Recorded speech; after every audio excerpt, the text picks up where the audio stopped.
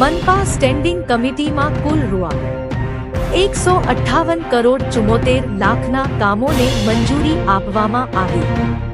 Byte Nilesh Kagathara, standing committee chairman. આજની standing કમિટીમાં કુલ ₹158 કરોડ 74 લાખના કામોને મંજૂરી આપવામાં આવેલ છે. આજની સ્ટેન્ડિંગ કમિટીમાં કુલ 29 કામો એજન્ડા આઇટમ તરીકે નિર્ણય માટે લેવામાં આવે, જેમાં અમૃત શૂન્યની ગ્રાન્ટ હેઠળ વોર્ડ નં. 6 થી 7 નાઘેડી વિસ્તાર, વોર્ડ નં. 16 કર્મચારીનગર અને વોર્ડ નં. 11 થી 12 હાપા વિસ્તાર ખાતે ભૂગર્ભ ગટર પાઇપલાઇન નેટવર્કના કામો, સ્વચ્છ ભારત મિશન અંતર્ગત પે એન્ડ યુઝ ટોયલેટ બનાવવા અંગે સૈદ્ધાંતિક સ્વીકાર, વોર્ડ નં. 16 ધોરીવાવ ગામ સુધી અને આશીર્વાદ દીપ સોસાયટી પાસેના રોડને સી રોડ બનાવવા અંગે તથા વોર્ડ નં.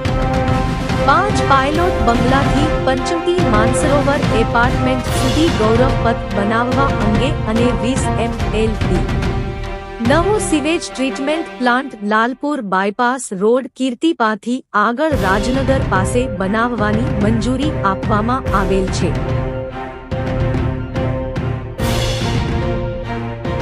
આ ઉપરાંત વોટર ટેન્કર મારફત પાણી વિતરણના કામો, નીચાણવાળા વિસ્તારમાં પાણી ભરાવાની સમસ્યા અંગે પ્રોજેક્ટ મેનેજમેન્ટ કન્સલ્ટન્ટ, ભુજિયા કોઠા રેસ્ટોરેશન આનુષંગિક ખર્ચ, અલગ અલગ ઝોનમાં ભૂગર્ભ ગટર સંબંધી ફરિયાદોના નિકાલ અંગેનું ખર્ચ, પુષ્કરધામ સોસાયટીમાં સી રોડ બનાવવાનું કામ અને ઓપરેશન એન્ડ મેન્ટેનન્સના કામોને મંજૂરી આપવામાં આવેલ છે.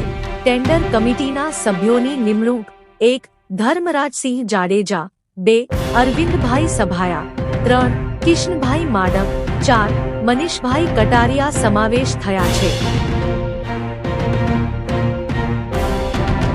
રિપોર્ટર યોગેશ ઝાલા. જામનગર મહાનગરપાલિકામાં મળેલ સ્ટેન્ડિંગ કમિટીમાં વિવિધ વિકાસના કુલ 29 એજન્ડાના કામમાંથી 27 એજન્ડાના મંજૂર કરવામાં આવેલ છે.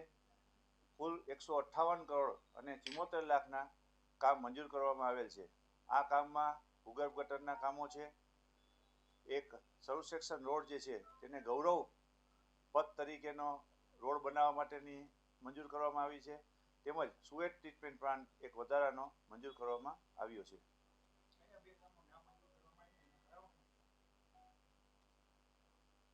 બે એજન્ડા છે એ પેન્ડિંગ રાખવામાં આવેલ છે, જેમાં વધુ ક્વેરી છે એ ક્વેરી ક્લિયર થયે એ કામ પણ મંજૂર કરવામાં આવશે.